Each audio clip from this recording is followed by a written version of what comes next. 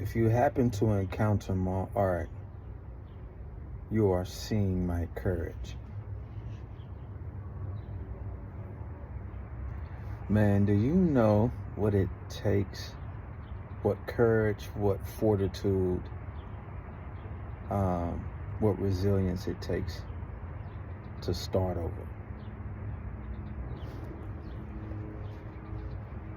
Do you know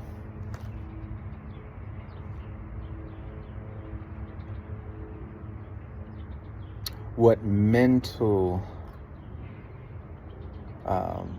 transformations must happen when you've given yourself to anything for over 2 decades? And then life happens, or a change of ideology, or change in careers, or change in partners, or change in faith, whatever it may be. And the dynamics of that change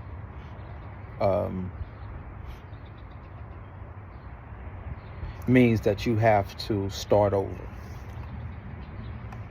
Well, God damn it, that's the exact predicament that I'm in.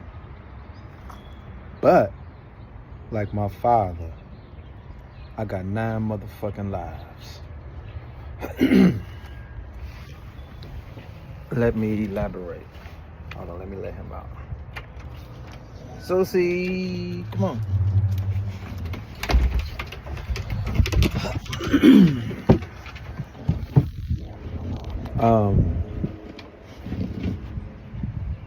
Man, I gotta start over.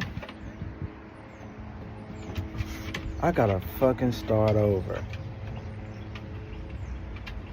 Now, the only reason you can hear me smile and talk about this particular subject matter is because I've done the work of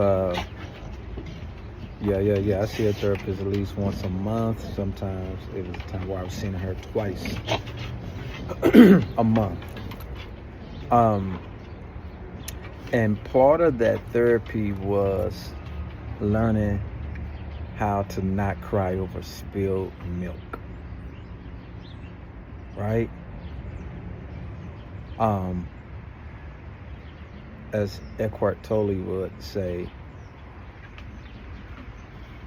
that I fucked being in a prison. Shit, when I first lost that bitch, it was like losing a child. So everywhere you went, everything you saw reminded you of some nuance of the life you had with that child, you know. So I'm in counseling, like, God damn it, man, you know how much work I put into this fucking genre, this fucking industry. And now I don't believe none of it. And now I've thrown it away where it belongs, in my opinion.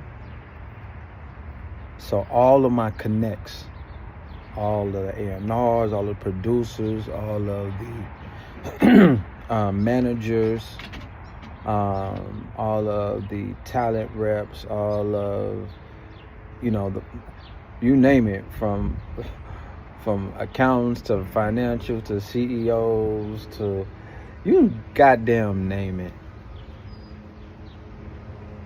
I spent gave 18 years, yo.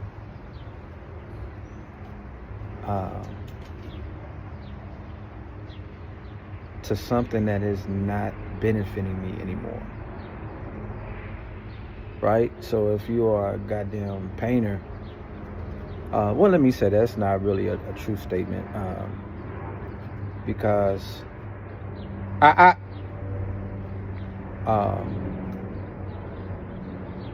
because one of the things I'll never regret is the community I've built, the experiences I've built, being the artist and producer formerly known as JR.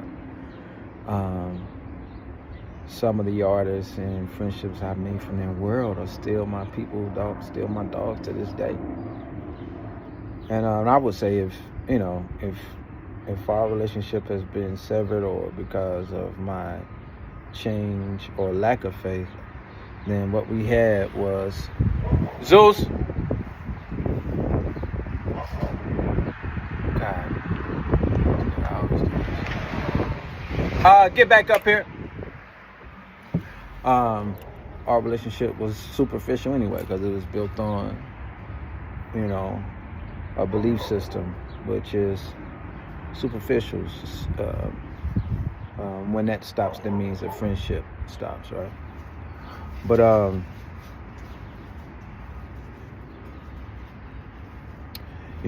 starting over when it comes to building a brand again. I'm starting over when it comes to building my fan base again. But 7,000 of y'all still stuck around for old Eddie Kane. You know what I mean? And that's exciting, right? So let's talk about the. If you didn't know, I'm being vulnerable right now. Let's talk about the pros and cons, right? So to make it easy for the people who may be coming in midway. The pros of me being a Christian hip-hop producer artist from 2005, I wore that title to about 2011. Once I became a part of this group called High Society, and then I went on to change my name to Courtney Orlando, and I was still like this. I was still a Christian, but I was making music. I was an artist who happened to be a Christian, right? That took that approach. And so the pros of that world is that, one, told you the community, the experiences, flying over the world, man, singing and performing, meeting amazing people. The money made. The money was fucking good, man, for me. I mean, any artist created, 10 or plus years ago, that shit was lucrative. It ain't lucrative now. You gotta, goddamn near show every goddamn meal you eat, and, giving your babies baths and shit to get views now, and people to hear your music. That's me being facetious, because I got to do the same shit. The money was good. Again, I'm going to go back to experiences, because at that time, there was no place for a person who had a spiritual experience and still wanted to make music about it, right? So if you was a Muslim, you sure couldn't make no music about being your Muslim lifestyle. Shit, goddamn, and you'll have your goddamn cap is 50,000 followers. But again, I'm just throwing out a number out there. So Christian hip hop, Christian music, for me and my partner Flame. Shout out to my Brody. We were these new born again Christians at 17, 18, 19. And it gave us an outlet, because we still love hip hop. We were children of hip hop and R&B before, we became curators of Christian art, if there is such a thing, which there is not. And so meeting him, traveling the world,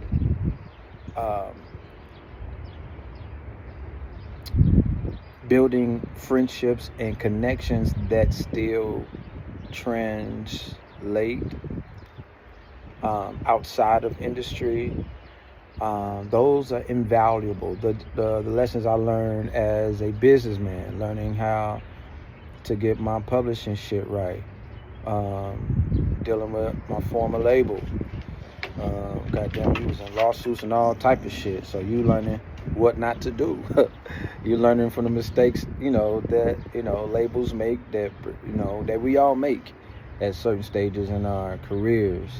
Those type of experiences are invaluable, right? Like those are human experiences that come with living and doing and building. And so for that shit, man, I am so grateful. Oh my goodness. I just thought about a few people who I still consider father figures and mother figures, and my dogs and my brothers that came from creating in such a community, right? And winning a Grammy. So I won a Grammy, 2013, and won several Stellar Awards and Dove Awards, if you know what those are, right? So those are the pros. What are the cons of being a Christian artist, producer for, I would say at least, 15 years? That the shit ain't fucking real. Now, I know somebody was just like, oh! But for someone who was deconverted from mythology and religion, you got to understand, like, I don't believe none of that no more. So it's like me believing in Mary Poppins, you see what I'm saying?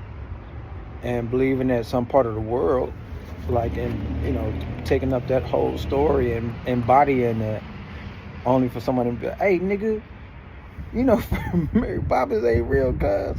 You're like, what the fuck? And you can't use Mary Poppins. Like, where can you go and be like, hey, former Mary Poppins worshiper. You know what I'm saying? Like for me, there's no use of it because of the change in my belief system. And I apologize for those. No, I don't apologize. I gotta get used to not apologizing for my own fucking opinions and beliefs.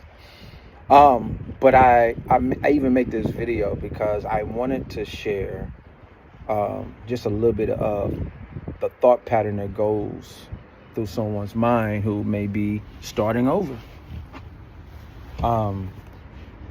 Because it's not easy, but I tell you what, I'm built for it.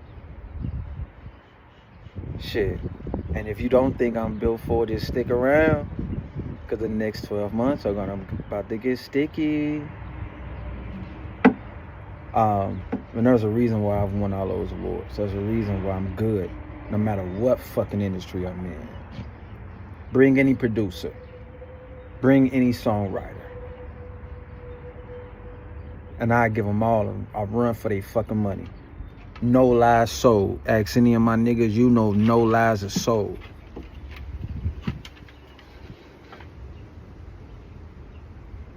But it's one thing to say that, and it's one thing to embody that. It took me to my goddamn 40s to know that nobody moves this ship except for you. So if you don't see yourself winning, you won't win. Alright, so back to the cons. The cons is that now I gotta start over.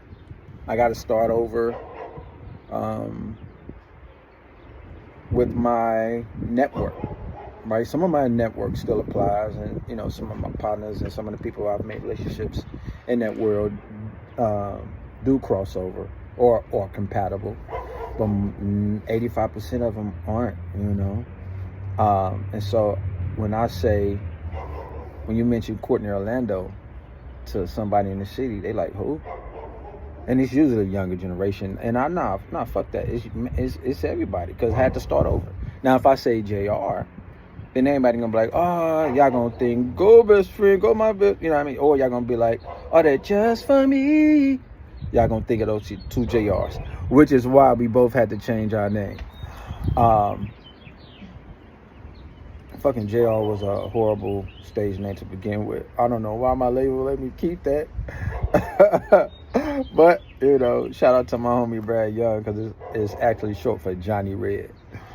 Cons. Okay. The cons is that, man, if I showed y'all how much music I have made while being a Christian artist and a Christian producer. And I say that because that's exactly how I looked at myself, and my ideology in religion and philosophy taught me to. That's how we separated ourselves. And so I took pride in telling niggas, nah, nigga, you smoke. Nah, nigga, you curse.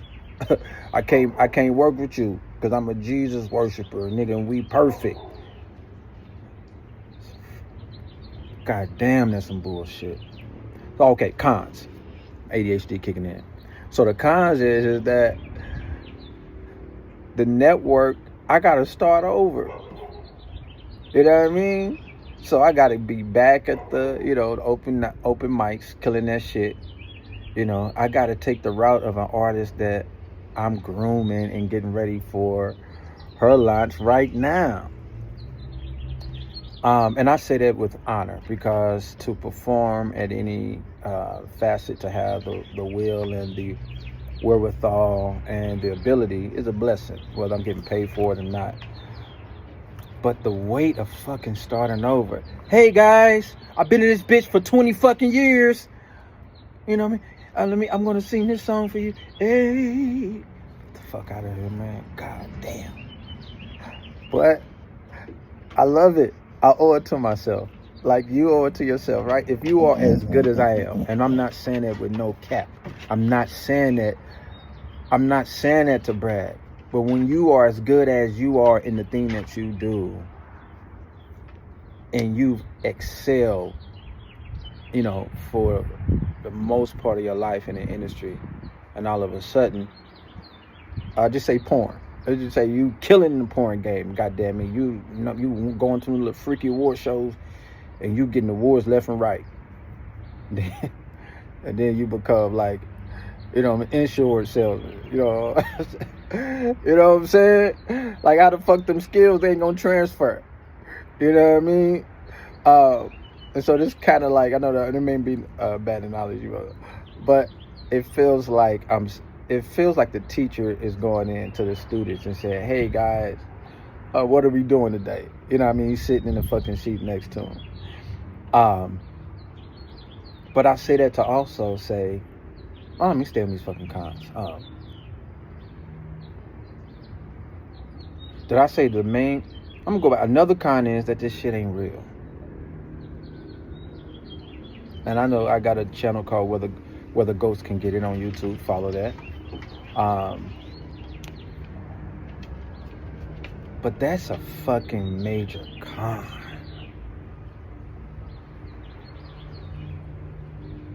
And so then you got to come back to reality and be like, hey, man, you know how many people I have turned that they been wanting to work with me, man.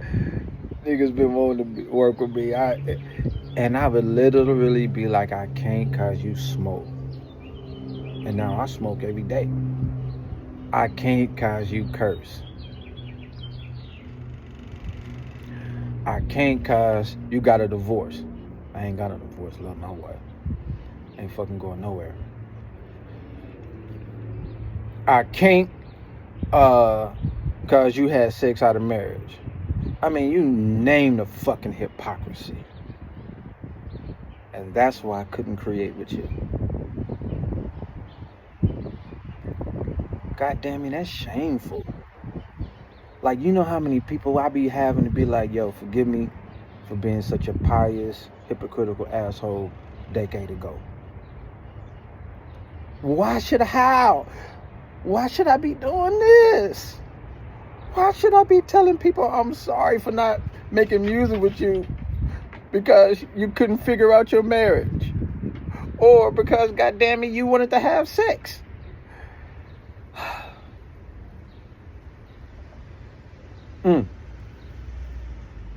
So, that's one of the cons, man. You know,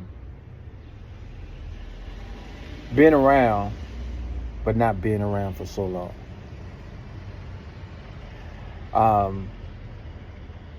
But there's a silver lining. The silver lining is that I'm on my fucking Kurt Warner shit. What do I mean by that? If any of you sports people know about Kurt Warner, he was forgotten about. Nigga was in, I think he was store clerk or something. He was like packing, he was in survival mode. And to tell the truth, I'm in survival mode. I teach at a university part-time as an adjunct. I teach at a university through one of my companies, but that's through a nonprofit.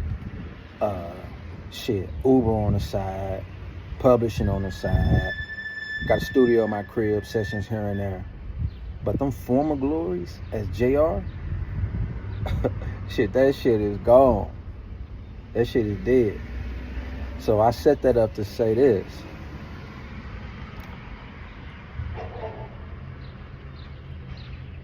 When you ain't had a chance to be that guy, like, right? So some of my associates are too big in the Christian industry right now. So they can't change shit. They locked in for life. Unless they're going to have 1,000 niggas mad at them, sending them death threats. There's no way they can switch it. Even if they had proof and deconverted today, you would never know it. Because most of these people eat off of making music about Jesus. Or about, about Jesus, Christianity. Some people are locked in their whole lives, so it's a business to them. And they like, man, I gotta eat. You know how many people that these labels and shit. I'm not even gonna go there. But it's a burden. The deeper you get, it's a burden. You can't start over. On the other hand, I checked out of that bitch over 10 years ago. I started to lay the groundwork for what you see now. I remember telling one of my partners, he was Thistle Flame or somebody, may have been Titus, I don't know, but we was having a conversation about the origins of JR and, being the only singer on a hip-hop label. But I remember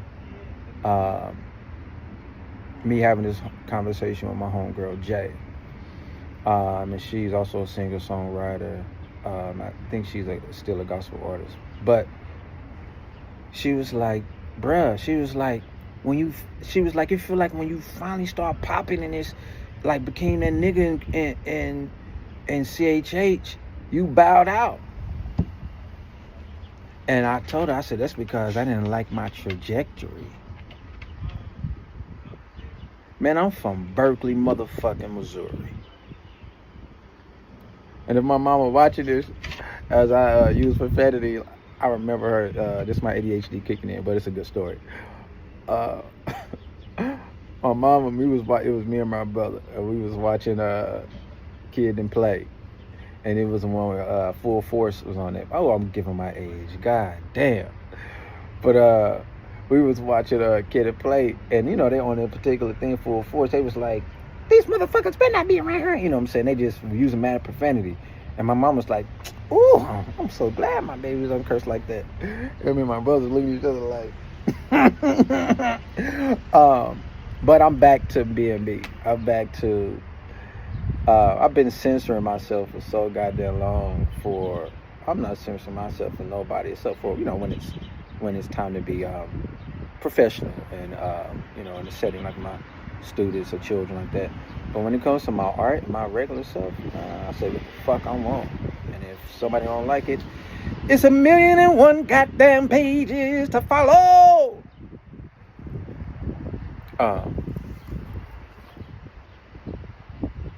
But yeah. I talk freely. I express myself. I use any verbiage to convey that.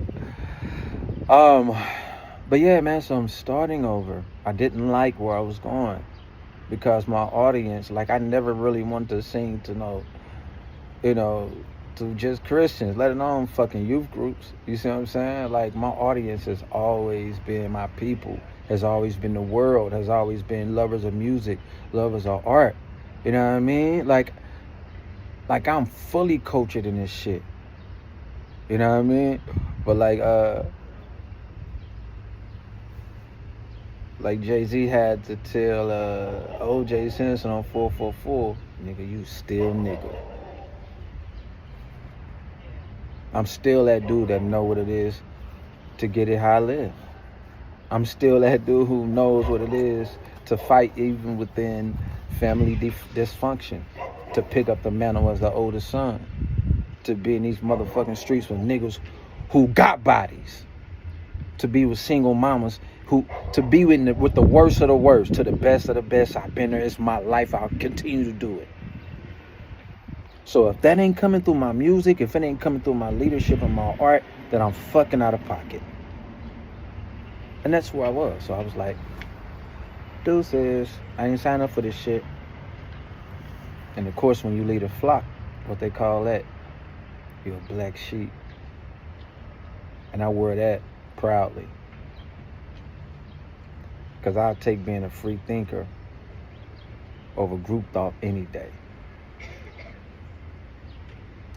So I started off this video talking about the resilience of starting over. If you encounter my art, you are seeing my courage.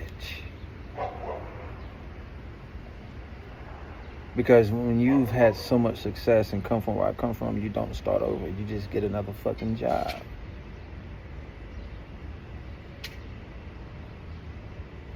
But how does someone with my talent and expertise with 20,000 hours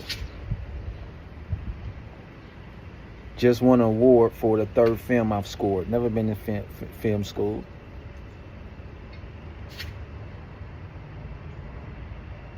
But I'm built for it. My family was built for it. Shit, if you black, goddamn me, or anybody who had to struggle in this country, you fucking built for it. But now I'm specifically built for this. You don't survive in this game this long. What's up? Wanna say what's up? What's up, man? What's up, man? Say what up? You don't survive this long without being able to adapt to be good. And to keep making the I feel like I'm only getting better, right? They see your 40s, like 40s is like I feel like I'm in my prime. I just need to get my fucking mind to match up with, I'm the artistic side of my brain, you know what I mean? And even that is a journey that I'm loving, even with its pros and cons, that it's life. That is life. So when you encounter my art, you are seeing my courage. And there's a shitload of courage loaded in the chamber, already set up to drop.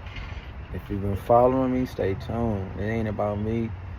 You know what I mean? It ain't about me. I'm just staying consistent so the algorithm can serve me when it's time to launch these other artists and these other songs and these other collaborations. The city is small but big. There's so much goddamn talent here. Oh my goodness. So much talent and so much beauty. But there's a lot of fuck shit too that happened in here too.